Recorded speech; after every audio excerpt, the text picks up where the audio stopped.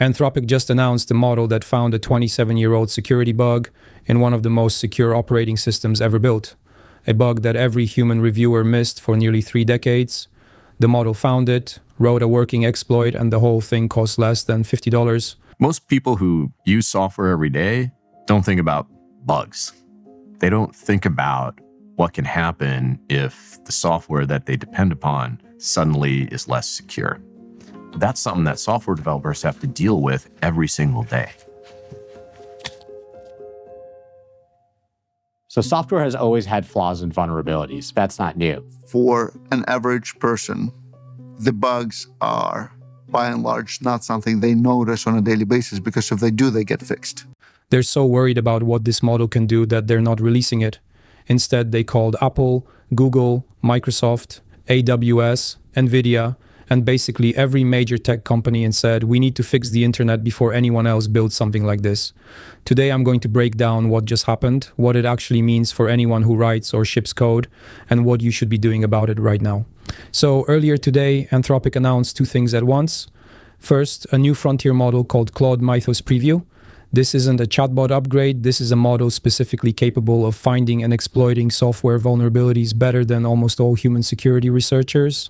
Second, they launched something called Project Glasswing, which is a coordinated effort with some of the biggest companies in the world to use this model defensively, to find and fix critical bugs before attackers can get to them. Look at this partner list: AWS, Apple, Broadcom, Cisco, CrowdStrike, Google, JP Morgan Chase, the Linux Foundation, Microsoft, NVIDIA, Palo Alto Networks. When you see competitors sitting at the same table, you know something serious is happening.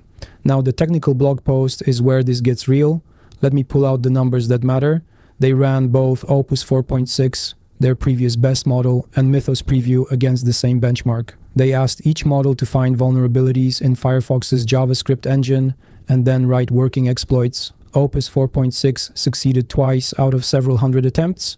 Mythos Preview succeeded 181 times. That's not an incremental improvement. That's a different category. They found a bug in OpenBSD, an operating system whose Wikipedia page literally starts with the words security focused. The bug was 27 years old, introduced in 1998. It involved a subtle interaction between TCP sequence numbers and signed integer overflow, the kind of thing that passes every code review because it only triggers under very specific conditions that no human would think to test. They found a 16-year-old bug in FFmpeg, which processes video for basically every streaming service and media app you've ever used. This is one of the most fuzzed, most tested code bases in the world. Millions of randomly generated files have been thrown at it.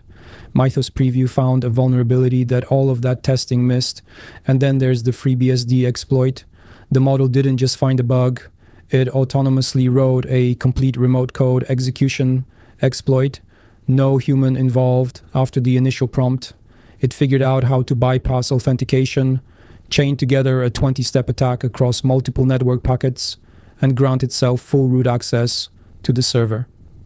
From the internet, as an unauthenticated user, the blog says they found thousands more vulnerabilities across essentially every major operating system and every major web browser. Over 99% are still unpatched, so they can't even talk about most of them yet.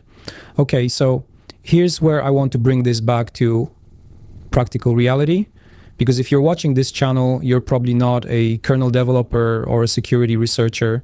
You're a designer, a PM, an engineer building products. So why should you care?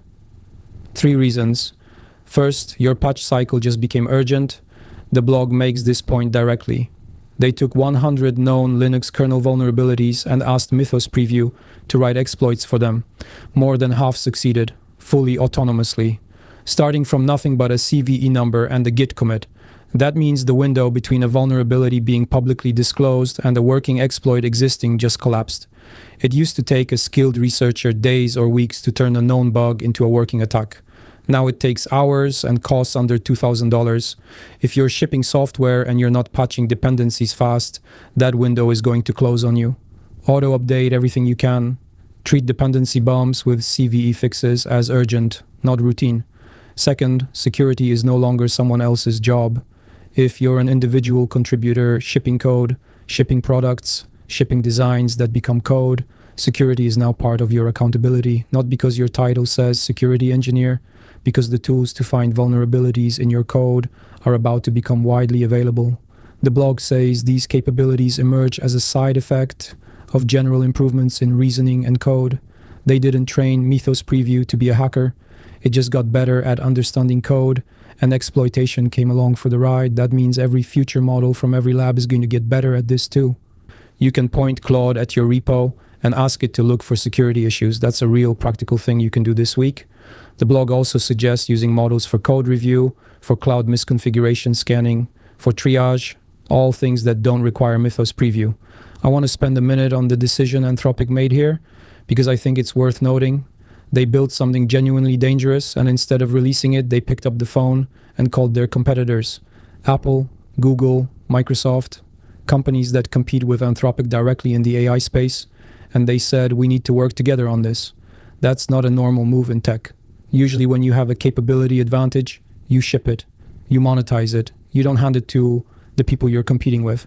Now, you can be cynical about this. You could say it's a marketing play, or that they're building relationships for enterprise sales, and maybe there's some of that. But the technical evidence in this blog post is detailed enough, and the vulnerability disclosures are real enough that I think the concern is genuine. They even committed to cryptographic hashes of the vulnerabilities they can't disclose yet. That's a way of proving they have these exploits without revealing them. When the bugs get patched, they'll publish the documents and anyone can verify the hashes match. That's a level of accountability you don't usually see. Whether this is the right approach, I honestly don't know. But I'd rather see this than a company just quietly dropping a model that can root any server on the internet. So to wrap this up, if you're building software, 1, update your dependencies. Treat every CVE fix as urgent, not routine maintenance.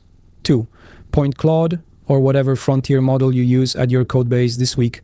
Ask it to find security issues. You will probably be surprised by what it finds. 3, if you're managing a team or a product, start a conversation about your patch cycle.